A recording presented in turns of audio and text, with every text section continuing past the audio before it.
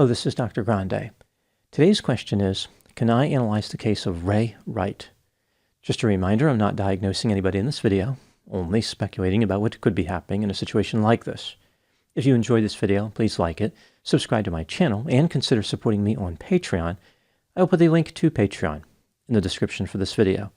First, I'll look at the background of this case, move to the timeline of the crime, then offer my analysis. Raymond Eugene Wright was born on June 29, 1962, and lived in the state of California. He went by the name Ray. For many years, he had difficulty regulating his intake of alcohol. His drinking behavior dominated his life. In June 1994, he married a woman named Peggy. At some point, he stopped consuming alcohol. The couple divorced in 2001. In 2009, they remarried, but they divorced again that same year. Ray started drinking again after the second divorce. Predictably, this behavior led to disaster. In November of 2011, 49-year-old Ray Wright was driving under the influence of alcohol when he slammed head-on into another vehicle. He severely injured a man named Robert Manor and Robert's wife. Robert was left with a permanent limp and a painful recovery. Robert's wife almost died in the collision. Ray Wright was charged with felony DUI. Ultimately, he was convicted and sentenced to 18 months in jail. After his release, he attempted to pick up the pieces of his life. He attended Alcoholics Anonymous meetings and communicated with his sponsor on a daily basis. Ray lived in the town of Rocklin, California, which is 21 miles northeast of Sacramento. He worked as a carpenter in a shop about 16 miles away in the town of Rio Linda. Ray had carved a path of destruction, but was ready to put all his wrongdoing behind him. Unfortunately for him, it would not be that easy.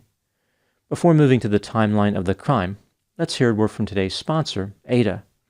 It's 2024, and yet COVID-19 continues to impact the lives of many people, particularly those at high risk of developing severe COVID-19, like those who are 50 or older, or who have conditions such as diabetes, hypertension, or asthma. Are you aware of your risk status? A great way to find out is to take a free health questionnaire offered by Ada, a leading digital health company.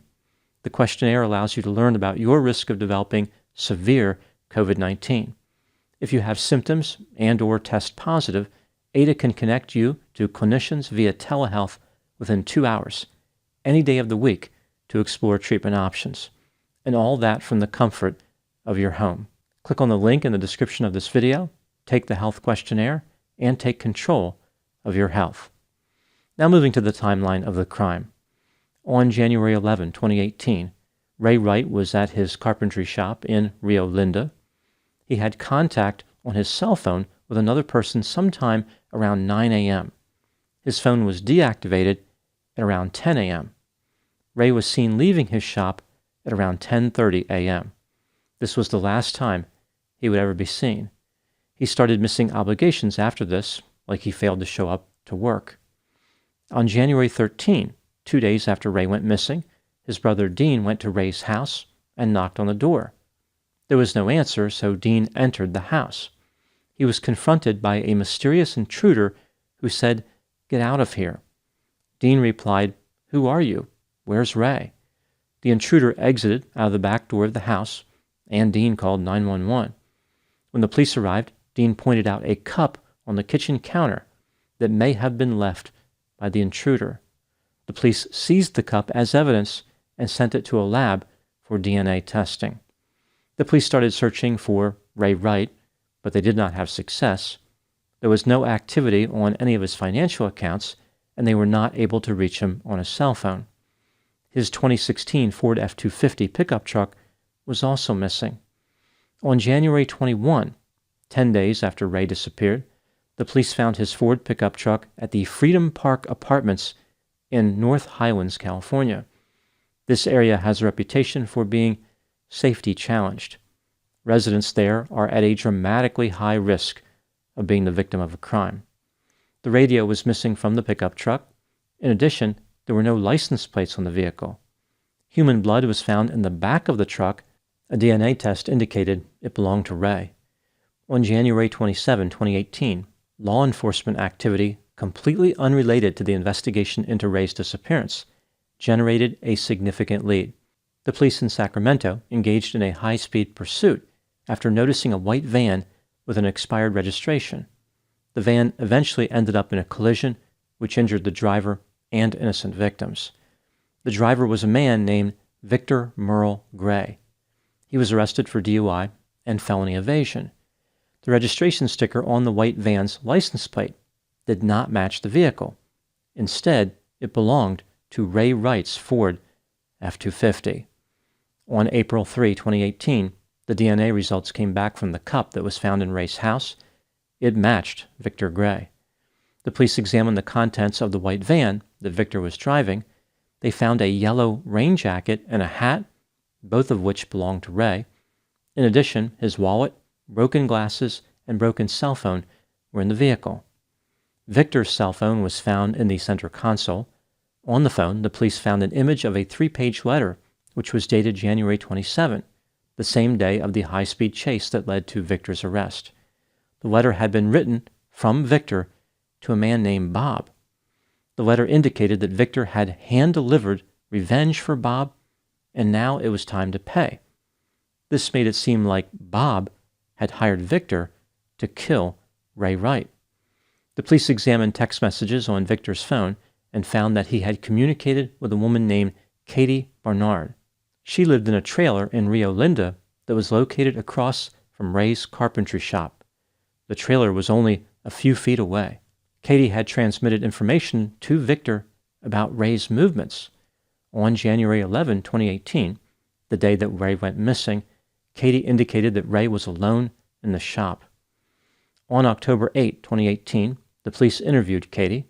She told them that she believed Victor was trying to steal Ray's pickup truck. The police learned that Katie's ex-boyfriend was Robert Manor. This is the man who Ray Wright had seriously injured in November of 2011. Robert had been visiting Katie one day and noticed Ray Wright in the shop directly across from Katie's trailer. It was just a coincidence, but it may have inspired Robert to pursue revenge. When Katie heard the news that Ray was missing, she realized that Victor was not interested in stealing the pickup truck. Rather, he wanted to commit a much more serious crime. She spoke with Victor Gray, who told her that he had attacked Ray Wright and kidnapped him in the Ford F-250.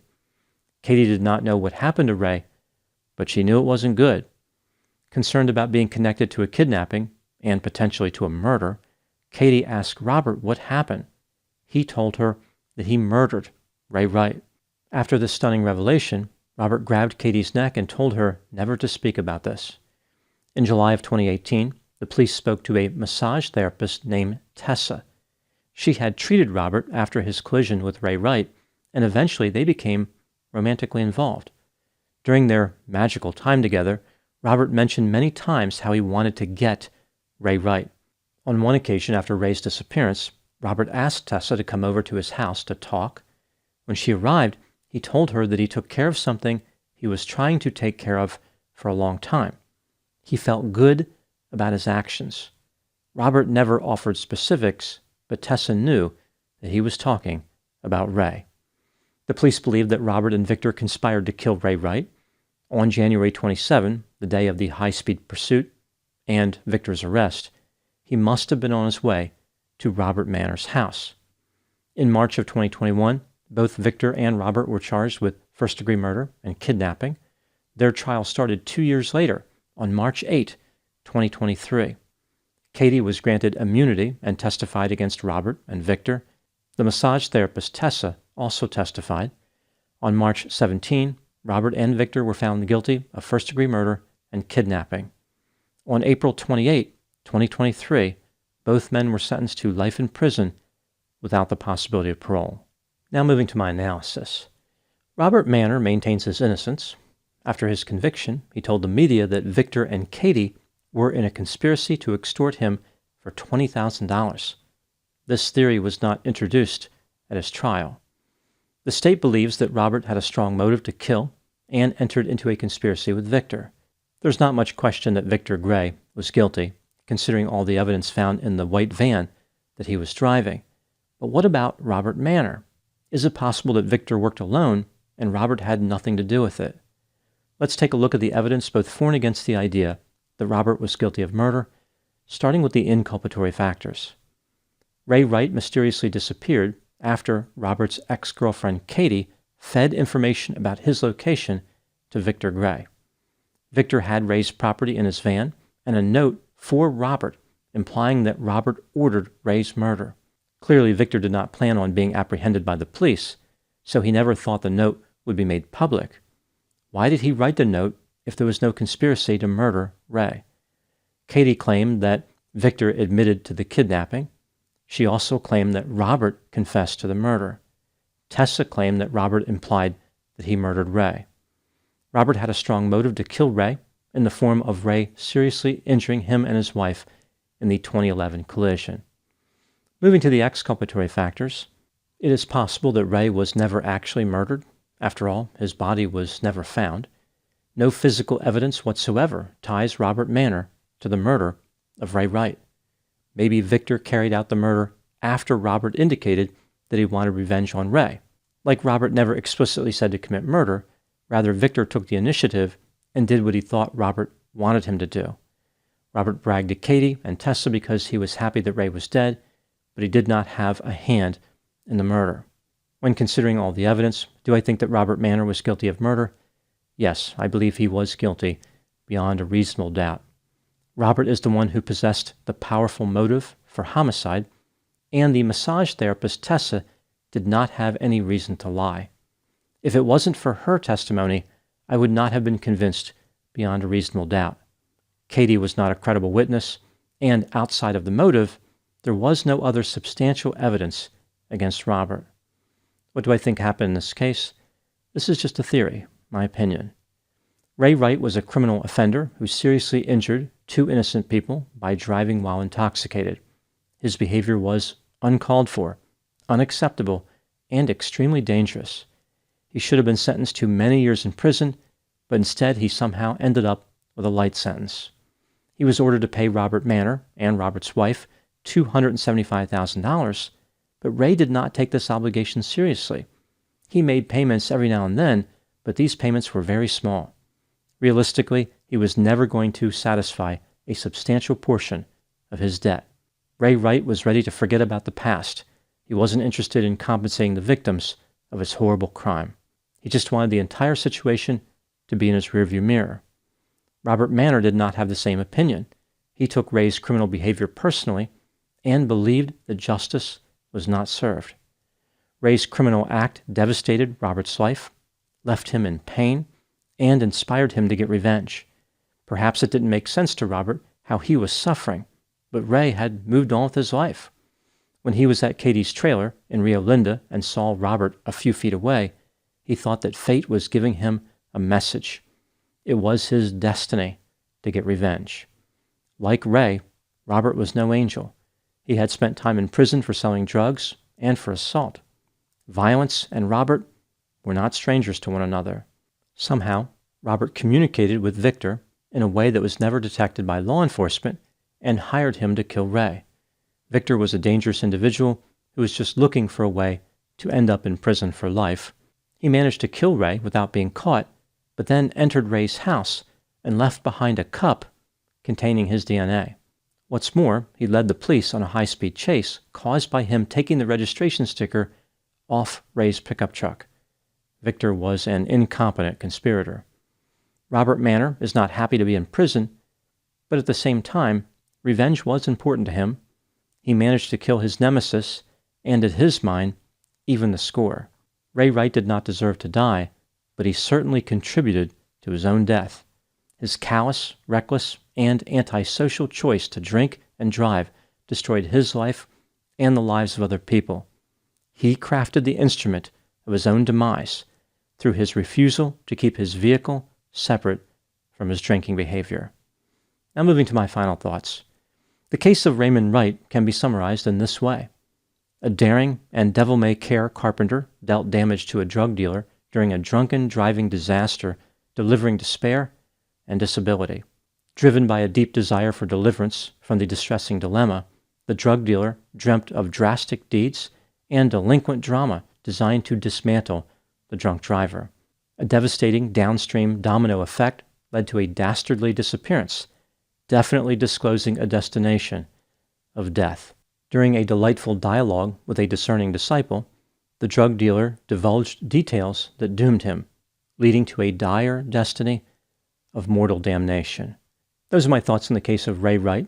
Please put any opinions and thoughts in the comments section. They always generate an interesting dialogue. As always, I hope you found my analysis of this topic to be informative.